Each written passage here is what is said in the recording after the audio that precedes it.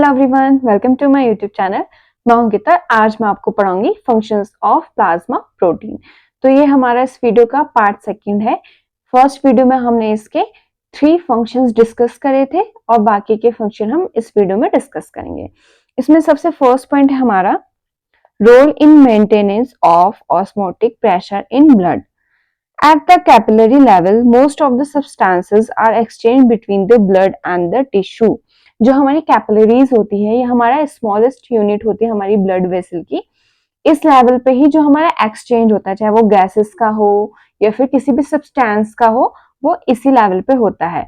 जो हमारे ब्लड में सब्सटेंसेस होते हैं वो हमारे टिश्यूज के पास जाएंगे और जितने भी हमारे वेस्ट प्रोडक्ट है वो टिश्यू से हमारे वापस से ब्लड वेसल्स है उस एंटर करते हैं। Because of their large size, the plasma proteins cannot pass through the capillary membrane easily and remains in the blood.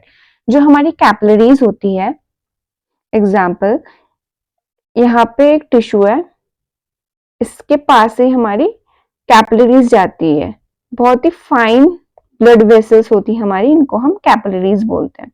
तो इस कैपिलरी की जो मेम्ब्रेन होती है उसमें हमारे स्मॉल बहुत टाइनी टाइनी होल्स प्रेजेंट होते हैं। तो उस होल के थ्रू जो हमारे सब्सटेंसेस होते हैं, हमारी गैसेस होती है, वो उसको मेम्ब्रेन को पास करती है। लेकिन जो हमारे प्लाज्मा प्रोटीन्स होते हैं उनका साइज बहुत बड़ा होता है, वो उस होल से भी बड़े होते हैं, इसलिए वो उस होल से पास नहीं कर पाते मेम्ब्रेन को। तो जो हमारे प्लाज्मा प्रोटीन होंगे, अगर वो मेम्ब्रेन को पास नहीं कर पा रहे तो वो हमारे ब्लड में ही रह जाते हैं। In the blood, these protein exert the colloidal osmotic या oncotic pressure। अब जो हमारे प्लाज्मा प्रोटीन ब्लड में रह गए हैं वो एक प्रेशर क्रिएट करते हैं, उस प्रेशर को हम ऑस्मोटिक प्रेशर बोलते हैं। Osmotic pressure exerted by the plasma protein is about 25 mm Hg। जो हमारे प्लाज्मा प्रोटीन है वो 25 mm Hg का प्रेशर एक्सर्ट करते हैं। Since the concentration of albumin is more than other plasma protein, it exerts maximum pressure। क्योंकि जो हमारे प्लाज्मा प्रोटीन्स होते हैं उसमें हमारे albumin, globulin and fibrinogen present होता है। तो जो हमारा एल्बुमिन होता है वो हमारा उसकी जो कंसंट्रेशन है ब्लड में वो सबसे ज्यादा है, तो सबसे ज्यादा प्रेशर भी वही एक्सर्ट करता है। उसके बाद हमारा ग्लोबुलिन प्रेजेंट होता है, उसकी कंसंट्रेशन सेकंड नंबर पे आती है, तो वो सेकंड नंबर पे ही हमारा प्रेशर एक्सर्ट कर पाता है। और सबसे कम, सबसे लीस्ट हमारा फिब्रिनोजेन प्रेजेंट होता है, इसलिए वो सबसे लीस्ट प्रेशर को एक्सर्ट करता है। Globulin is the next and fibrinogen exert least pressure. तो अब होता क्या है, जब हमारे प्लाज्मा प्रोटीन हमारे ब्लड में रह जाते हैं, उसका जितने भी हमारे जो सब्सटेंसेस है, ऑक्सीजन हो गया या फिर हमारे जितने भी मेटल्स हो गए या हमारे आयंस हो गए, जो हमारा लिपिड हो गया, हमारे कार्बोहाइड्रेट्स हो गए, इन सब के लिए क्या करता है, प्रेशर एक्सर्ट करता है ताकि ये सब्सटेंसेस इजीली होल से मेम्ब्रेन को पास कर सके और टिश्यू के पास जा सके। तो बेसिकली जो हमारे प्लाज्मा प्रोटीन हैं वो प्रेशर को एक्सर्ट करते हैं ताकि जो ब्लड में हमारे सब्सटेंसेस है वो ब्लड वेसल की मेम्ब्रेन को पास करके टिश्यूज तक जा पाए। नेक्स्ट है हमारा role in regulation of acid base balance. जो हमारे ब्लड का एसिड बेस बैलेंस होता है उसको भी मेंटेन करके रखता है, क्योंकि हमारे ब्लड का एक स्पेसिफिक पीएच है जो कि होता है हमारा 7.4 हमारा पीएच होता है ब्लड का। तो जो हमारे प्रोटीन्स होते हैं प्लाज्मा प्रोटीन वो इसको मेंटेन करके रखते हैं। Plasma proteins, particularly the albumin, play an important role in regulating the acid-base balance in the blood। जो हमारा एल्बुमिन होता है वो सबसे ज्यादा उसकी कंसंट्रेशन होती है हमारे ब्लड में, तो वो क्या करता है, जो हमारा ब्लड है उसका एसिड बेस बैलेंस को मेंटेन करके रखता है 7.4 पे, जो कि क्या होता है, स्लाइट एल्कलाइन होता है। This is because of the virtue of the buffering action।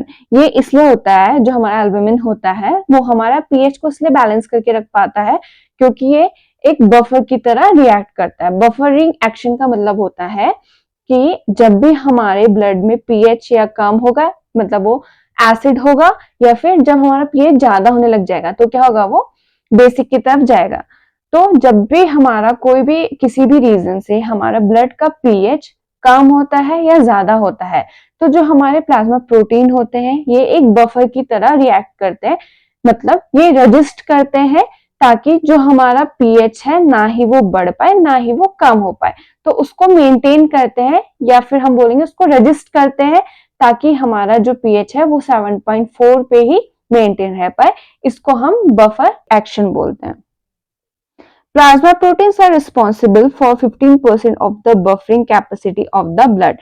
जो हमारे प्लाज्मा प्रोटीन्स होते हैं वो हमारा 15% उनकी कैपेसिटी होती है कि वो हमारे जो ब्लड का पीएच है उसको मेंटेन कर पाए। नेक्स्ट है हमारा role in viscosity of blood. Viscosity का मीनिंग होती है थिकनेस। जो हमारा ब्लड होता है उसकी थिकनेस क्या है उसको हम विस्कोसिटी बोलते हैं। Plasma proteins provide viscosity to the blood which is important to maintain the blood pressure. जो हमारे प्लाज्मा प्रोटीन्स होते हैं वो हमारी ब्लड को थिकनेस प्रोवाइड कराते हैं, मतलब विस्कोसिटी प्रोवाइड कराएंगे, जिसमें सबसे ज्यादा हमारा एल्बुमिन प्रेजेंट होता है। Albumin provides maximum viscosity than the other plasma protein. जो हमारा एल्बुमिन होता है वो सबसे ज्यादा विस्कोसिटी प्रोवाइड कराता है ब्लड को। तो जो हमारा विस्कोसिटी होती है ब्लड की वो हमारी ब्लड प्रेशर को और ब्लड का जो फ्लो होता है उसको रेगुलेट करती है। एग्जाम्पल के लिए अगर मेरे ब्लड का थिकनेस ज्यादा है, ये मेरी ब्लड वेसल है, ये मेरी ब्लड वेसल है, जो ब्लड है उसकी विस्कोसिटी बहुत ज्यादा है, थिकनेस बहुत ज्यादा है, तो क्या होगा उसका फ्लो भी कम होगा। जो फ्लो है वो कम होगा। तो क्या होगा अगर फ्लो कम है वो बहुत ज्यादा थिक है तो वो क्या करेगा जो मेरी वॉल है ब्लड वेसल की वो उस पर प्रेशर एक्सर्ट करेगा या क्रिएट करेगा वॉल्स पे। तो क्या होगा हमारा प्रेशर भी इंक्रीज हो जाएगा। अगर हमारा क्या है इसमें हमारे विस्कोसिटी ज्यादा है, विस्कोसिटी अगर ज्यादा होगी तो हमारा फ्लो कम होगा और हमारा ब्लड प्रेशर ज्यादा होगा।